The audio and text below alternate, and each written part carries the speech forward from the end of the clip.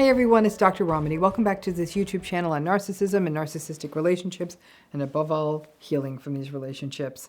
So let's talk about an interesting approach to the impossible task of setting boundaries in a narcissistic relationship. So I call this the good, bad, indifferent approach. It's something I've talked and spoken about, but let's talk about this, because let's face it, at some level, talking about boundaries in narcissistic relationships is just BS, right? They're never going to honor them.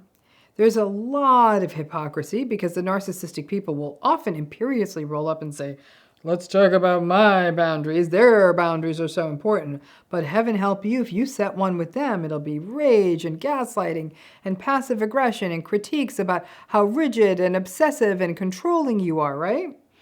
Ultimately, if you are in a narcissistic relationship you can't or won't or don't want to get out of, you have to remember that boundaries are an inside game. It doesn't work to make it an ask or even an expectation of them, but rather an internal shift within you in terms of how you interact with them. So now, folks, as we're going through this whole series of videos this month, we're wandering through Chapter 8 of It's Not You. It's a chapter devoted to healing if you are still in a narcissistic relationship. Now, this is such an important issue because we know, and I'm sure many of you watching this, not everyone can leave these relationships for a whole range of reasons that are personal to you. And as a result, people who stay in these relationships can often feel like they are getting the message that they cannot heal unless they leave. But that's not true.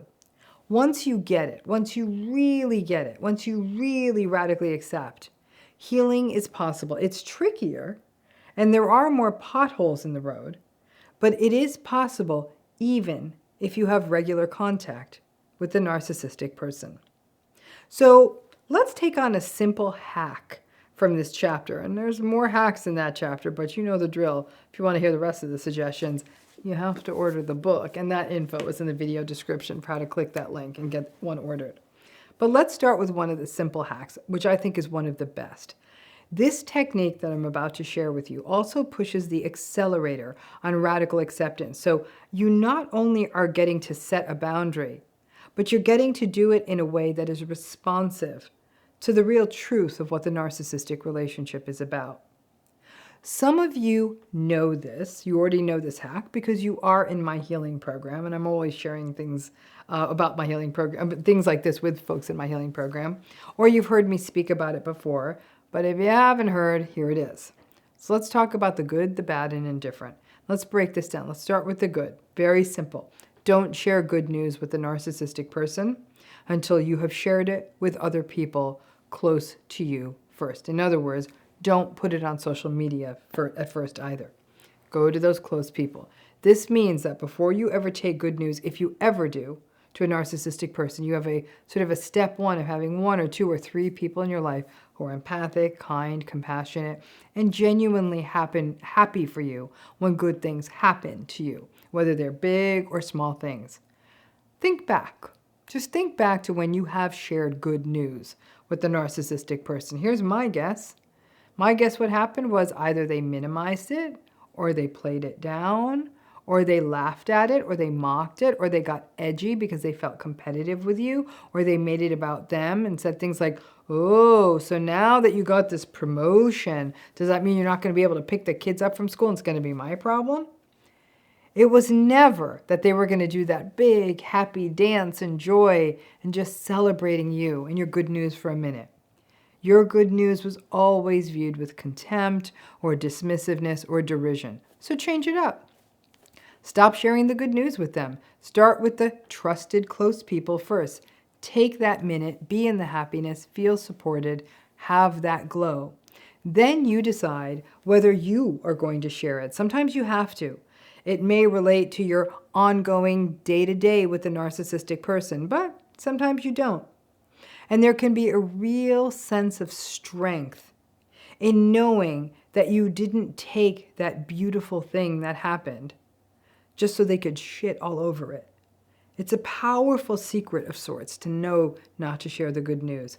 Be aware that if you take the good news and put it on social media, they will also come at you asking, why didn't you tell them first? Why didn't you tell them directly? How come they're finding this out on Instagram?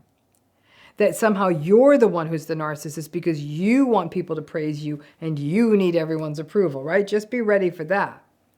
And if you do for some reason need to tell them the good news, recognize that they are still going to just give you the usual diminishing and devaluing responses. But at a minimum, my hope is that you aren't as surprised by it and maybe not even as hurt. Remember, we often take the good news to them as part of our sort of a fawn response approach. We still, for some reason, we hold on to that drive to want to win the narcissist over. We want them to think we are good and impressive, or at a minimum, that we're worth valuing. It never works. So knowing that can also help you set that interior boundary. This, I got to tell you, this don't share good news is one of those survival hacks that took me personally years and years to get. And I got some really, really fantastic news the other day. And so far I've only told about 5 people. And it's such precious good news to me, I just hold it close to my heart. Back in the day, I would have been telling everyone, I would have told the narcissistic person first as part of my fawny approach, hoping that, ooh, they would think I was cool, I was important, I was okay. F them. It took me 58 freaking years to get proud and protective enough of myself and be discerning enough to know who gets to hear what. They might find this good news out about me down the road, but it won't be from me. And just finding that has given me tremendous resolve in my healing. So now let's talk about the bad news. Narcissistic folks don't like bad news because it often means they have to do something, be empathic, or they're expected to be empathic, they have to fix something, they have to manage a problem, and heaven forbid, they have to interrupt their day. This can be anything from that the dishwasher isn't working all the way to you're having to share with them a serious medical diagnosis or like a major loss, like someone close to you died. The more inconveniencing the bad news is, the angrier they'll get and the more painful it is for you. In other words, at a time you would need empathy or compassion, the worse it feels when they don't respond in a way that's anywhere close to that. So what are you supposed to do? Ideally, if the bad news is small and you can deal with it, do it yourself. And I recognize that sometimes can feel very unfair and that ultimately you are dealing with everything. But there's no such thing as justice or equitability in these relationships. And telling them about the bad thing, then you're choosing to sign up for their tantrum, and you still have to deal with it. So you can cut the tantrum part out and just deal with the problem. But when it comes to the big stuff, a health problem, for example, it can be devastating. Again, remember that list of your good news folks? Those are also your bad news folks. Go to them first. Share that news when you're vulnerable and get that empathy, support, reassurance, and compassion. Take it in. I have talked to hundreds of people who have said that they made the mistake of telling the narcissistic person their bad news first. And invariably, the narcissistic person made it about themselves, got angry about it, and would get frustrated as, well, what do you want me to do? And would make little effort to offer other comfort. For many folks, this was the penny drop moment. After years of putting up with rage, gaslighting, manipulation, blame shifting, and contempt, there was still the fantasy that when things became really, really real, for example, something terrible happened, like you were diagnosed with cancer, that they would snap to it and step up. And that often doesn't happen.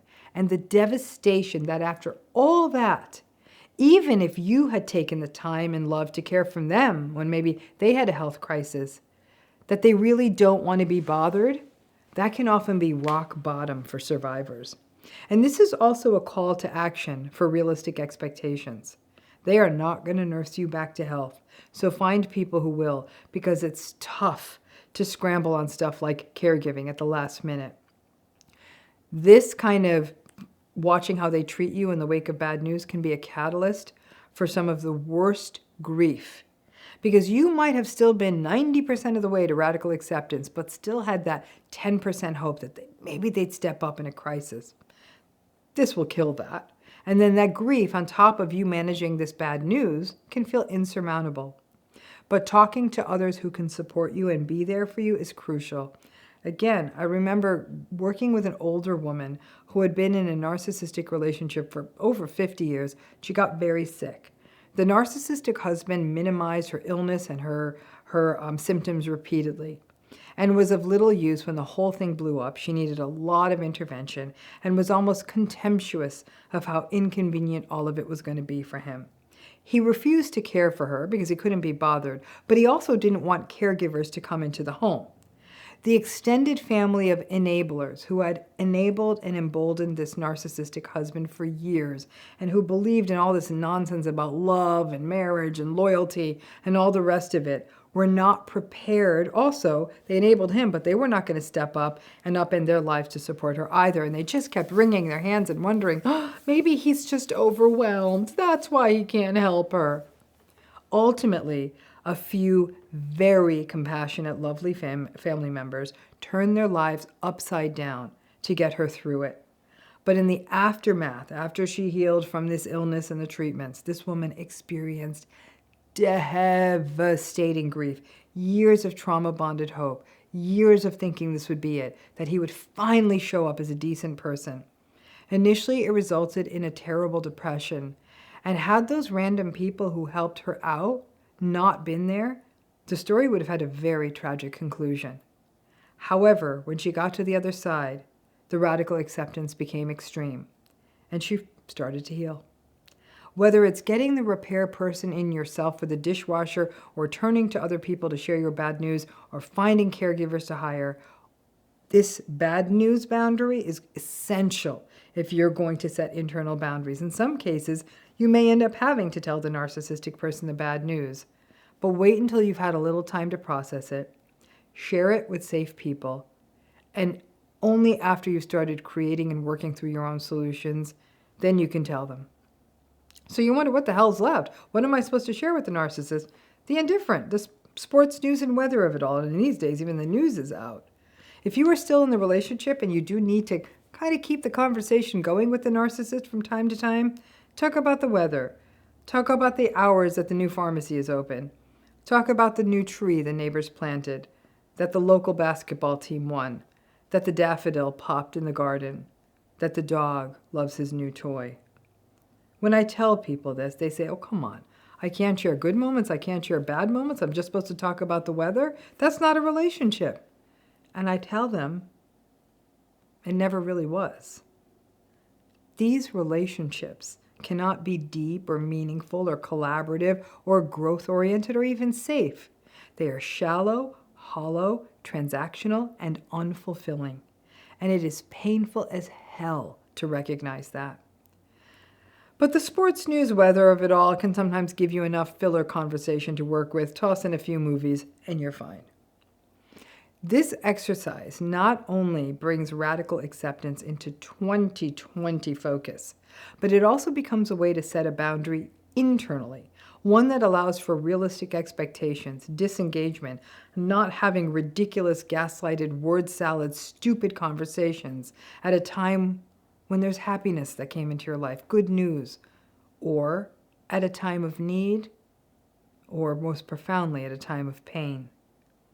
The idea of setting a boundary with them, the idea that they will respect your time or use language in a respectful way or do what you need. Asking you to do that, me asking you to do that, is the equivalent of me asking you to jump into a stormy ocean without a life preserver. You will get hurt, so don't do it. Ultimately, you may need to share some of these kinds of pieces of news. Sometimes you may not. It depends on the nature of the narcissistic relationship.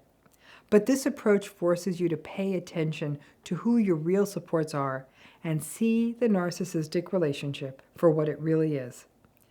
And for more, not only on the hellscape of boundaries in narcissistic relationships and other tips for how to heal if you stay in the relationship, get the book, read chapter 8, and let me know if it helps. Thanks again.